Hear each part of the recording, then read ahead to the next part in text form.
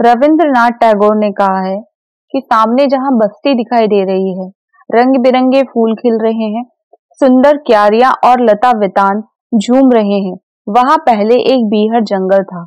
यो कहिए, जंगल की कुरूपता में उपवन और व्यवस्थित जीवन का सौंदर्य छिपा हुआ था। उसे कर्म साधना द्वारा मुक्त कर लिया गया है।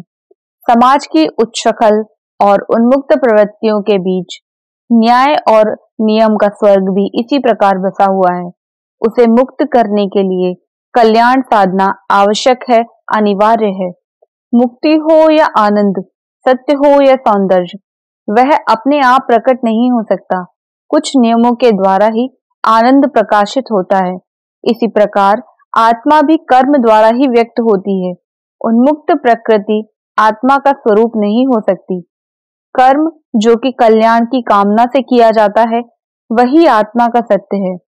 कर्म से आनंद की प्राप्ति नहीं हुई होती तो आत्मा कभी भी किसी कर्म में प्रवृत्त न होती। यदि मुक्त आत्माएं कभी कर्म से बच निकलने का प्रयास नहीं करती, वरन कर्म बंधनों को जानबूझकर स्वीकार करती हैं और उन बंधनों के भीतर से ही उन्मुक्त आनंद की प्राप्ति करती हैं। इसलिए उपनिषदकार ने बताया है, ए मनुष्य, कर्म करते हुए 100 वर्ष तक जीने की इच्छा कर। आत्मज्ञानी जीवन के कार्यों में संलग्न हुए और उनको सफल नहीं बना लिया, तब तक छोड़ा नहीं।